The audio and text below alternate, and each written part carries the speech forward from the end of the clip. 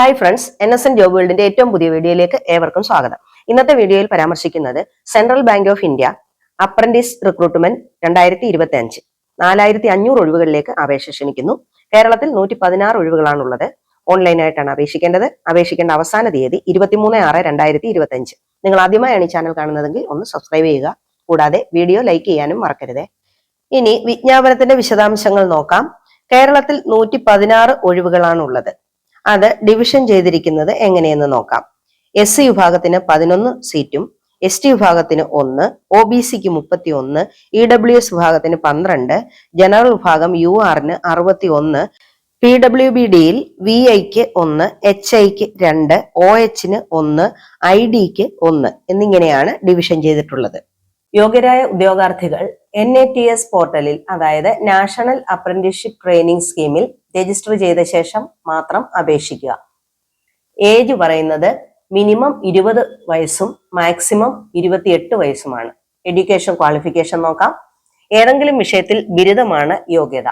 ഇനി duration of training 12 മാസമാണ് training period. ഇനി ഏജ് റിലാക്സേഷനെ പറ്റി നോക്കാം. SC ST വിഭാഗങ്ങൾക്ക് 5 വർഷവും OBC നോൺ ക്രീമി ലെയർ വിഭാഗത്തിന് 3 വർഷവും PWBDയിൽ ജനറൽ EWS വിഭാഗത്തിന് 10 വർഷവും PWBDയിൽ OBC വിഭാഗത്തിന് 13 വർഷവും PWBDയിൽ SC ST വിഭാഗത്തിന് 15 വർഷവുമാണ് വയസ്സിളവുള്ളത്.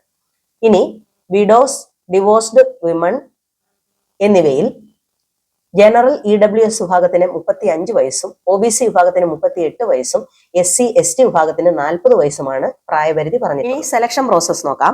BFSI SSC, അതായത് banking, financial service and insurance sector skill council നടത്തുന്ന ഓൺലൈൻ പരീക്ഷയുടെയും അതാത് സംസ്ഥാനത്തെ പ്രാദേശിക ഭാഷാ പരീക്ഷയുടെയും അടിസ്ഥാനത്തിലാണ് തെരഞ്ഞെടുപ്പ് പ്രക്രിയ. ഇനി ഓൺലൈൻ എക്സാമിനേഷനെ പറ്റി നോക്കാം. ഒബ്ജക്റ്റീവ് ടൈപ്പ് എക്സാമിനേഷൻ ആണ് നടത്തുന്നത്.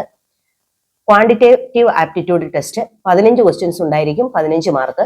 അടുത്തത് ലോജിക്കൽ റീസണിംഗ് 15 ക്വസ്റ്റ്യൻസ്, 15 മാർക്ക്. അടുത്തത് കമ്പ്യൂട്ടർ നോളജ് 15 ക്വസ്റ്റ്യൻസ്, 15 മാർക്ക്. അടുത്തത് English language 15 questions, 15 mark. Basic retail products 10 questions, 10 mark. Next basic retail asset products 10 questions, 10 mark. Next one basic investment products 10 questions, 10 marks.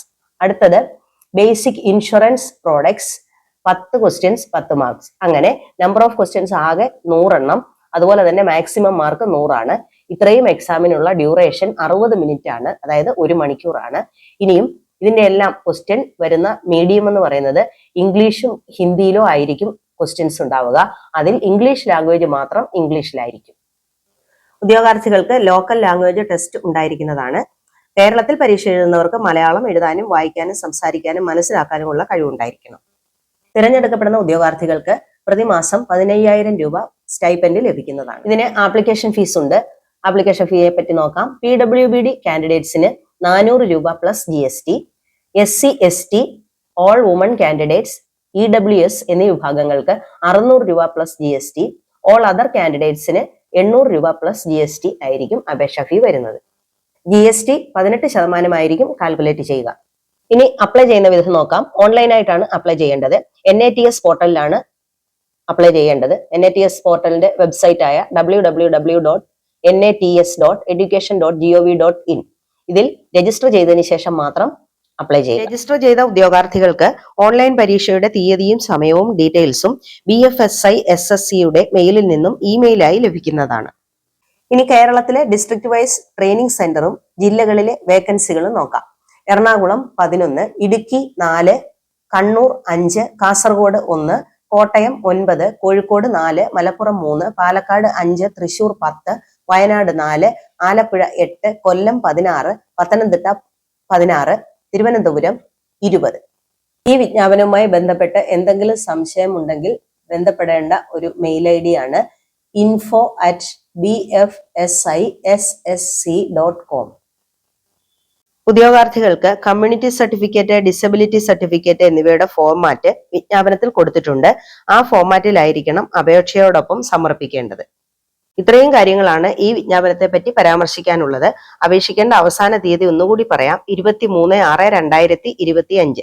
ഉദ്യോഗാർത്ഥികൾ notification കൃത്യമായി വായിച്ചു നോക്കിയതിനു ശേഷം മാത്രം apply ചെയ്യുക. നിങ്ങൾക്ക് എല്ലാവർക്കും നല്ലൊരു ജോലി ആശംസിച്ചുകൊണ്ട് ഈ വീഡിയോ ഇവിടെ വൈൻഡപ്പ് ചെയ്യുന്നു. ഇനി പുതിയൊരു വീഡിയോയിൽ കാണുന്നത് വരെ എല്ലാവർക്കും നന്ദി, നമസ്കാരം.